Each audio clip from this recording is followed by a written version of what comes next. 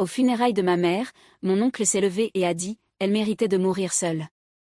Mon cousin a ajouté, personne ne l'aimait de toute façon. Je ne pouvais pas bouger. Je ne pouvais pas respirer. Je les fixais simplement, les mains crispées autour d'un mouchoir froissé posé sur mes genoux. Chaque mot était comme une gifle pas seulement pour moi, mais pour la mémoire de ma mère. Les gens se tortillaient mal à l'aise sur leurs chaises. Personne ne disait rien. Pas le pasteur. Pas le reste de la famille. C'était comme si tout le monde était d'accord ou du moins, avait décidé de se taire. Puis la porte au fond de la pièce s'est ouverte. Un homme en uniforme militaire vert foncé est entré. Grand. Silencieux. La trentaine avancée, peut-être. Il n'a regardé personne. Il s'est dirigé droit vers le cercueil. Ses bottes résonnaient sur le sol, une à une.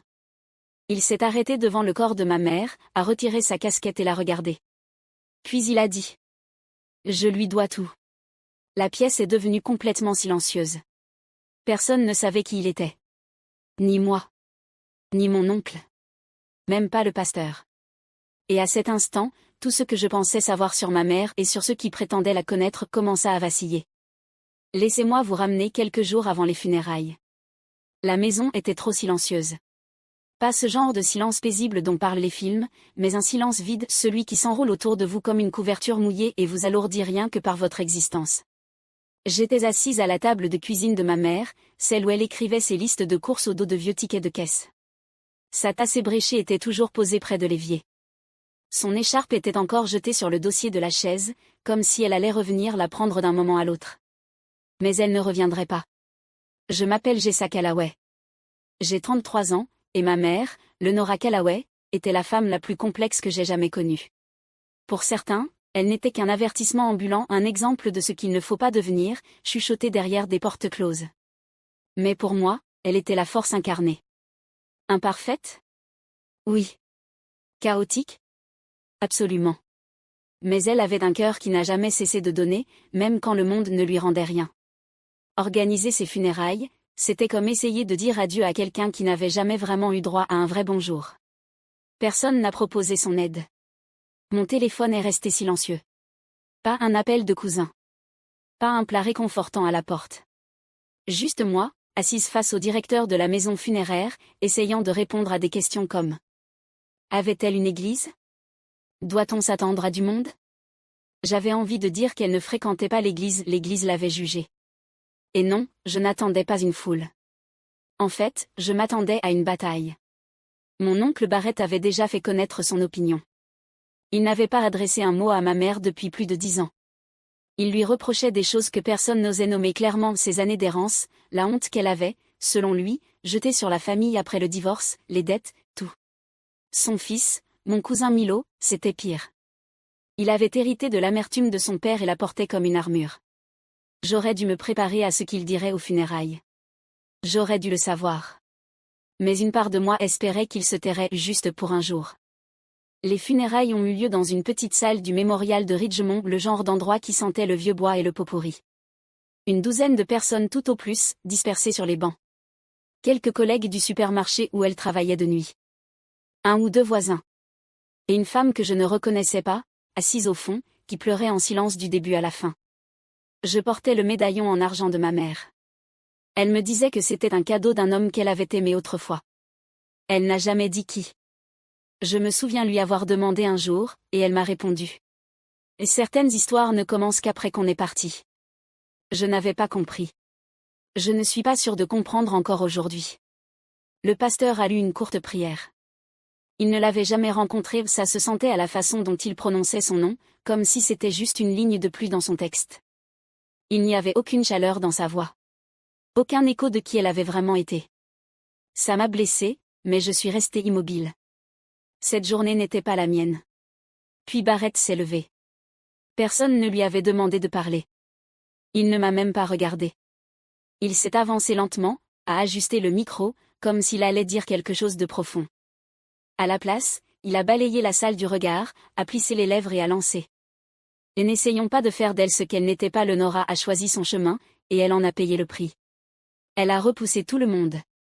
Elle est morte seule, parce que c'est ce qu'elle méritait. Quelques halètements se sont fait entendre. Je n'en croyais pas mes oreilles. Ma mâchoire s'est contractée, mais mes mains tremblaient.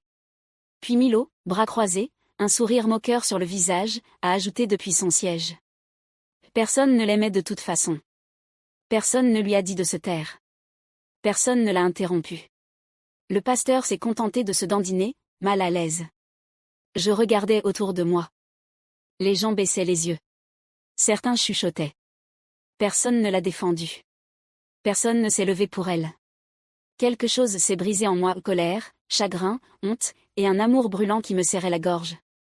Mais juste au moment où j'ai repoussé ma chaise, prête à parler, la porte du fond s'est ouverte. Et c'est là qu'il est entré. Il n'avait rien à faire là. C'est la première pensée qui m'est venue. L'homme qui entra par la porte arrière portait un uniforme de cérémonie de l'armée, impeccablement repassé. Il semblait avoir entre 35 et 40 ans. Rasé de près. Un regard grave.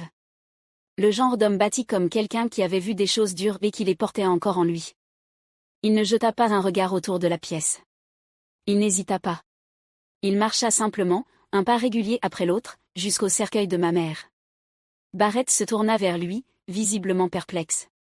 Milo fronça les sourcils. Il ne le connaissait pas. Moi non plus. Il arriva au cercueil, retira sa casquette et resta un instant en silence. Puis il murmura quelque chose à voix basse, des mots que je n'ai pas compris, et posa doucement sa main sur le bord du cercueil, comme s'il saluait une vieille amie. Et puis il le dit. Je lui dois tout. Ces mots ne sonnèrent pas comme une simple déclaration. Ils tombèrent comme une pierre dans de l'eau calme. Tout le monde se figea. La femme qui pleurait au fond s'interrompit net. Le pasteur avait l'air abasourdi. Même Barrett ne dit rien. L'homme se retourna lentement vers nous, et sa voix s'éleva, pas forte, mais claire. Je sais qu'aucun de vous ne me connaît. Mais moi, je connaissais le Nora Callaway mieux que beaucoup. Je crois qu'elle m'a sauvé la vie. Il me regarda droit dans les yeux. Tu dois être sa fille. Je hochai lentement la tête, encore incapable de comprendre ce qui se passait. Barrett marmonna entre ses dents. Sauver la vie, tu parles. L'homme se tourna vers lui. Et tu n'as pas besoin de me croire. Mais je vais quand même vous raconter. Il inspira profondément. Il y a 20 ans, j'avais 17 ans et je vivais dans la rue.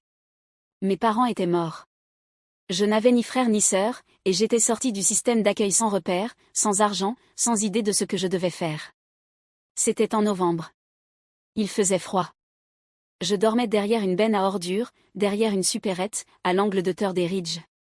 Un soir, une femme est sortie par la porte arrière avec un sac poubelle. Elle m'a vue. Elle n'a pas crié. Elle n'a pas appelé la police. Elle m'a demandé si j'avais faim. Il s'arrêta, balayant la salle du regard.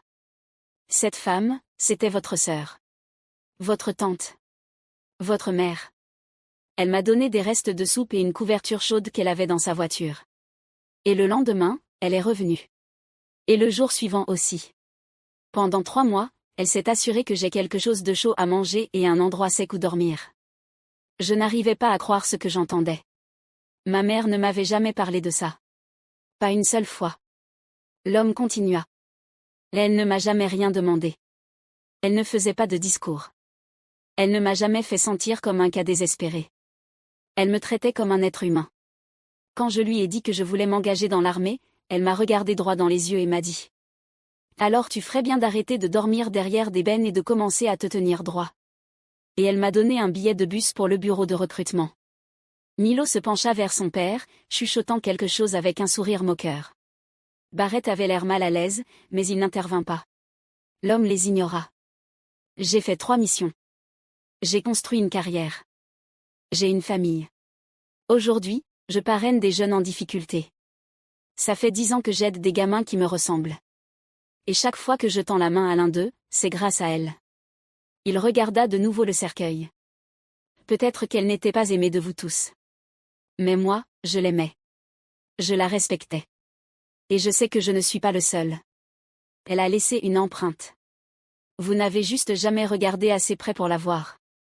Je sentis les larmes couler sur mes joues et pour la première fois ce jour-là, ce n'était pas juste à cause du chagrin. Barrett se leva, tentant de reprendre le contrôle. Tu ne sais pas ce qu'elle a fait à cette famille. L'homme fit un pas vers lui. Peut-être pas. Mais je sais ce qu'elle a fait pour moi. Et je crois qu'au final, ça compte. Barrett se rassit, la mâchoire crispée. Milo croisa les bras et détourna le regard. Je regardais à nouveau la pièce. Les gens ne chuchotaient plus. Ils écoutaient. Les visages s'étaient adoucis. Certains hochaient la tête. La femme du fond essuya ses yeux. Ma mère, celle qu'ils avaient tous rejetée ou méprisée, venait d'être ramenée à la vie devant eux. Pas comme une honte. Pas comme un échec. Mais comme une sauveuse. Silencieuse, ignorée, et inoubliable. Je me levai et me tournai vers la salle. Voilà qui était ma mère. Entièrement. Et je ne laisserai personne la réduire à moins que cela. Le silence qui suivit n'était pas gênant. Il était plein. Chargé de sens. Et dans ce silence, le conflit ne brûlait plus, il s'était transformé. Je me souviens à peine de m'être rassis. Mes mains tremblaient encore, et mon cœur battait comme si j'avais couru un marathon sans bouger d'un centimètre. Cet homme Anthony Vega venait de déchirer tout ce que je croyais établi. La réputation de ma mère. La version de son histoire selon ma famille. Mon silence. Tout cela venait d'éclater au grand jour. Pendant si longtemps, je les avais laissés la définir. Je les avais laissés tordre sa vie en quelque chose de petit et de honteux. Je les avais laissés décider que, parce qu'elle avait eu des difficultés, parce qu'elle ne souriait pas aux réceptions de l'église, ou qu'elle ne préparait pas des dîners de Thanksgiving parfaits, elle ne comptait pas. Mais maintenant, je savais. Je le sentais dans ma poitrine. Elle comptait. Elle comptait pour quelqu'un. Et ça valait le monde entier. Après les funérailles, la salle se vida rapidement. Des collègues vinrent m'offrir des condoléances discrètes, les yeux un peu plus ouverts qu'avant. Milo partit en trombe sans un mot. Barrett resta en retrait, droit près de la porte, l'air de vouloir dire quelque chose sans jamais trouver le courage. Je m'en fichais. Ce qui comptait, c'était Anthony. Il attendait près du cercueil, silencieux et respectueux, comme s'il n'était pas prêt à la quitter non plus. Je m'approchai de lui, encore vacillante, mais décidée. « Je peux vous poser une question, dis-je. » Il hocha la tête. « Bien sûr. Pourquoi êtes-vous venu aujourd'hui ?» Anthony prit une grande inspiration. « Parce que pendant 20 ans, je me suis promis que je trouverais un moyen de la remercier. Mais elle a déménagé, changé de numéro. Je n'ai pas pu la retrouver. J'ai appris sa mort il y a 2 jours. Quelqu'un du magasin en a parlé en ligne. J'ai conduit toute la nuit pour venir. Vous n'étiez pas obligé. » Si, je l'étais, répondit-il sans hésiter. Des gens comme elle, ils n'ont pas de statut. Ils n'ont pas les gros titres. Mais ils méritent d'être souvenus. Pas vrai? Je hochai la tête, la gorge nouée. Merci. Pour ce que vous avez dit. Pour tout. Il plongea la main dans la poche de son manteau et me tendit quelque chose, une vieille photographie fanée. Elle montrait ma mère, bien plus jeune, debout à côté d'un adolescent maigre aux cheveux ras. Ils étaient devant un dîner. Elle avait passé un bras autour de ses épaules et riait. J'ai gardé cette photo dans mon portefeuille depuis le jour où elle m'a donné ce billet de bus, dit-il. Elle m'a dit de prendre une photo pour que je me souvienne que je n'étais pas invisible. Je pressai la photo contre ma poitrine. Et elle ne m'a jamais parlé de toi. De tout ça. Elle n'aimait pas parler d'elle. Elle ne parlait que de toi. C'est à ce moment-là que tout devint clair. Ma mère n'avait pas honte de son passé, elle ne voulait simplement pas qu'il m'alourdisse. Elle avait tout porté seule pour que je puisse avancer plus léger. Et moi, j'avais laissé des gens comme Barrett salir sa mémoire. Plus maintenant. Ce soir-là, je suis rentrée chez moi et me suis assise à son bureau. Il était encombré de bribes, vieux reçus, recettes découpées, notes manuscrites sur les marges d'enveloppes déchirées. Et sous tout ça, j'ai trouvé un carnet. À l'intérieur, elle m'écrivait des lettres. Certaines étaient inachevées, d'autres divaguaient. Mais une page attira mon regard. L'encre y était plus sombre, l'écriture plus assurée. On pouvait lire. Si tu lis ceci, c'est que je suis partie. J'espère t'avoir rendu fière. Je sais que je n'ai pas toujours été facile à aimer. Mais j'ai essayé, mon Dieu, j'ai essayé. Pas seulement pour moi. Pour toi. Je ne voulais pas que tu deviennes comme moi. Mais maintenant, peut-être que je comprends qu'il n'y a rien de mal à être quelqu'un qui se bat fort et aime en silence. Je me suis effondrée sur place. Et quand je me suis relevée, je savais ce que je devais faire. Je n'allais pas laisser son histoire mourir dans cette pièce froide et pleine de jugement. Je n'allais pas laisser les voix les plus fortes réécrire sa vie juste parce qu'elle criait plus fort que la vérité silencieuse. J'ai allumé mon ordinateur portable et j'ai commencé à écrire. D'abord une entrée de journal, puis un post, puis une lettre au journal local. J'ai parlé de la femme qui accueillait les inconnus. De celle qui travaillait à 2 emplois et rentrait quand même faire de la soupe. De celle qui m'a appris à être gentille, même quand personne ne regardait. Peu m'importait si les autres y croyaient. Je connaissais la vérité maintenant, et j'allais m'assurer que le monde la connaisse aussi. Parce que si ma mère avait pu changer toute une vie avec une couverture et un repas chaud, alors la moindre des choses que je pouvais faire, c'était de changer la manière dont le monde se souvenait d'elle. En commençant par son nom. Lenora Callaway. Une femme qui sauvait des vies sans avoir besoin d'être vue. Quelques jours après les funérailles, j'ai reçu un message d'Anthony. Il était bref, juste une phrase et une adresse. « Tu devrais voir ça. » Elle n'a jamais cessé d'aider. J'ai failli ne pas y aller. Une partie de moi voulait rester dans la chaleur des souvenirs que je venais à peine de découvrir, juste moi, ma mère, et les pages de sa force discrète. Mais la curiosité m'a tiré en avant. S'il y avait encore quelque chose à savoir sur elle, je devais le découvrir. L'adresse m'a mené à un centre communautaire à environ 1 heure de la ville. Ce n'était pas luxueux. La peinture de l'enseigne s'écaillait, et les marches du perron grinçaient sous mes pieds. À l'intérieur, les murs étaient couverts d'œuvres d'art, peintures et poèmes. Certains naïfs, d'autres bruts et bouleversants. Le genre d'art concret après avoir traversé des tempêtes. Une femme m'accueillit à l'accueil. « Tu dois être Jessa. » Je clignai des yeux. « Oui. »« Comment le savez-vous » Elle sourit. « On t'attendait. Anthony a dit que tu viendrais peut-être. Suis-moi. » Elle m'a mené dans un couloir jusqu'à une petite pièce bordée d'étagères, de chaises dépareillées et d'un panneau d'affichage couvert de Polaroid. Sur le mur du fond, une photo encadrée de ma mère. J'en perdis le souffle. Elle avait l'air plus jeune, la quarantaine peut-être, vêtue d'une veste en jean et tenant un plateau de cupcakes. Autour d'elle, 3 enfants la regardaient avec des yeux émerveillés, comme si elle avait accroché la lune. La légende disait. Miss Lenny. Notre ancre. Je me tournai vers la femme à côté de moi. Elle faisait du bénévolat ici ? Elle hocha la tête. Bien plus que ça. Elle a sauvé cet endroit. On était sur le point de fermer. Plus de financement. Presque plus de personnel. Ta mère est arrivée un après-midi et a demandé si on avait besoin d'aide. Elle a nettoyé. Elle a cuisiné. Elle a fait du soutien scolaire après les cours. Elle a animé des ateliers d'écriture pour des ados qui ne parlaient à personne. Elle n'a jamais demandé de reconnaissance. Elle est juste venue. J'ai senti les larmes monter avant de pouvoir les arrêter.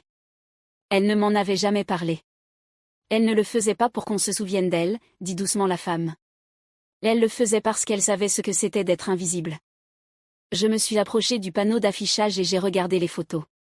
Sur chacune, elle avait l'air heureuse. Pas seulement souriante, mais vraiment en paix.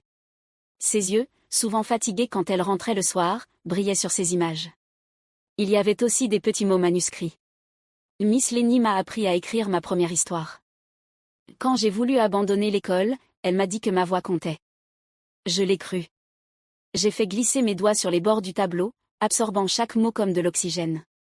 Elle n'était pas la femme que ma famille prétendait qu'elle était. Pas du tout. Elle n'avait pas vécu une petite vie. Elle avait vécu une vie cachée. Remplie d'une force discrète. De petits gestes aux grandes conséquences. Pendant des années, j'avais porté son histoire comme une tragédie. Mais maintenant, je la voyais pour ce qu'elle était vraiment. Une histoire de survie. De sacrifice. D'amour qui n'a pas besoin d'applaudissements pour compter. Anthony m'attendait dehors quand je suis sortie. Il était appuyé contre son pick-up, les mains dans les poches, regardant le ciel s'assombrir. Elle venait ici tous les jeudis, dit-il. Qu'il pleuve ou qu'il vente. Je ne connaissais pas cette version d'elle, répondis-je. Il hocha la tête. La plupart des gens non plus. Mais il n'est pas trop tard pour raconter son histoire. Et c'est là que j'ai su ce que je devais faire. Je suis rentrée chez moi, j'ai rouvert l'ébauche du texte que j'avais commencé après les funérailles, et je l'ai entièrement réécrit.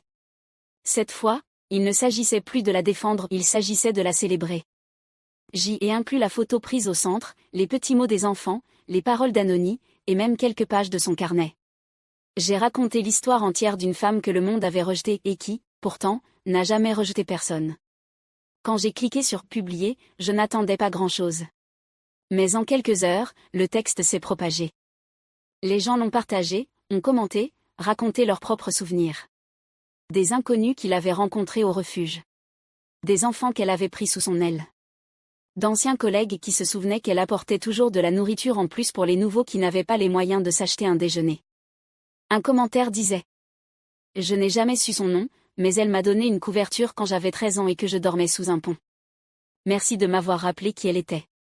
Un autre disait: C'était une héroïne silencieuse. Merci de l'avoir rendue audible. Et c'est là que j'ai compris, ma mère n'avait pas besoin que le monde la voie. Elle avait juste besoin qu'une personne dise enfin la vérité. Et cette personne, ce serait moi. Cela fait 3 mois depuis les funérailles. Je ne peux toujours pas passer devant le Ridgemont Memorial sans sentir une pointe dans ma poitrine. Mais aujourd'hui, ce n'est plus seulement le chagrin qui me serre le cœur, c'est aussi la fierté. La gratitude. Une douleur étrange, douce, qui me rappelle que ma mère a compté pas seulement pour moi. Mais pour ceux qu'elle a sauvés, pour les vies qu'elle a touchées. Pour une communauté qui l'a connue non pas comme un avertissement, mais comme une présence discrète au milieu du chaos. Depuis la publication du texte, quelque chose d'inattendu s'est produit. L'histoire ne s'est pas seulement répandue, elle a voyagé. Elle a touché des endroits que je n'aurais jamais imaginés. Un journaliste local m'a appelé. Puis un blog national l'a relayé. Et soudain, le Nora Callaway, ma mère, n'était plus une note de bas de page. Elle était devenue un article. Un nom prononcé avec respect, et non avec moquerie. L'un des enfants du centre communautaire enfin, plus vraiment un enfant, elle a 24 ans maintenant, m'a contacté. Elle s'appelle Dani. Elle m'a raconté que ma mère l'avait aidée à rester à l'école quand sa vie familiale s'est effondrée. Elle n'avait rien d'autre qu'un sac poubelle rempli de vêtements et une grande colère. Mais ma mère a vu quelque chose en elle. Elle n'a pas essayé de me réparer, m'a dit Dani. Elle m'a juste écouté. Et quand j'ai échoué à un cours, elle m'a dit que l'échec n'était pas une fin, sauf si on décidait d'y rester. Dani est maintenant en dernière année de fac. Elle étudie pour devenir assistante sociale grâce à ma mère. Et il y en a eu d'autres.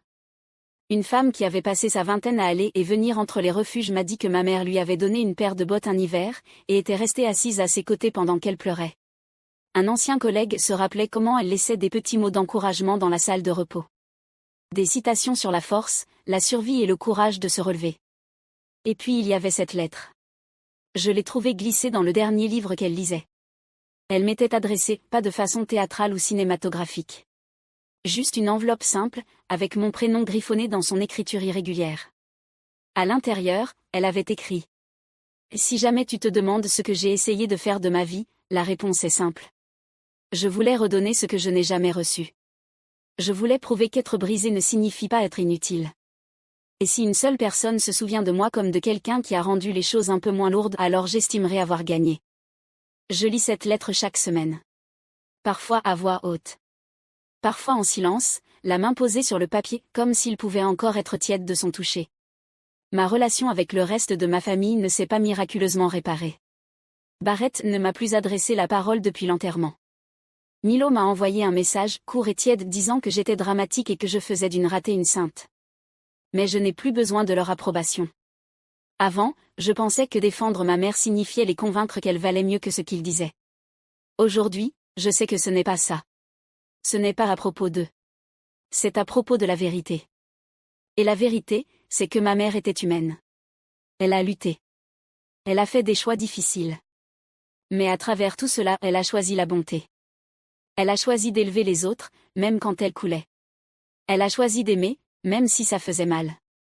Et peut-être que le monde ne l'a jamais applaudi pour ça. Peut-être que la plupart des gens ne l'ont même pas remarqué. Mais moi, je le vois maintenant, tout cela. Chaque longue journée de travail. Chaque couverture chaude. Chaque acte d'amour pour lequel elle n'a jamais attendu le moindre remerciement. J'ai créé une bourse en son nom. Le Nora Callaway qui est Light Fund pour les étudiants issus de refuges ou du système de placement familial, qui ont juste besoin que quelqu'un croie en eux. Je me suis dit que si elle pouvait donner autant avec si peu, alors peut-être que moi, je pouvais utiliser ma voix pour porter sa lumière plus loin. Parfois, j'entends encore sa voix dans ma tête. Fatiguée, douce, toujours honnête. Sois juste gentille, ma fille. Même si personne ne le voit. Surtout dans ce cas-là. C'est ça, qui elle était. Et si un jour j'ai une fille, je lui dirai la même chose. Je lui parlerai de Lenora Callaway. Pas comme de la femme que notre famille a abandonnée. Mais comme de celle qui n'a jamais abandonné les autres. Comme de celle qui a sauvé des vies avec une soupe. Avec des mots. Avec le silence. Avec une espérance têtue. Elle n'est pas morte seule. Elle est morte en étant rappelée. Et plus encore, elle est morte en ayant rendu le monde meilleur. Un miracle invisible à la fois. Et je crois que c'est là le plus bel héritage qu'une personne puisse laisser derrière elle.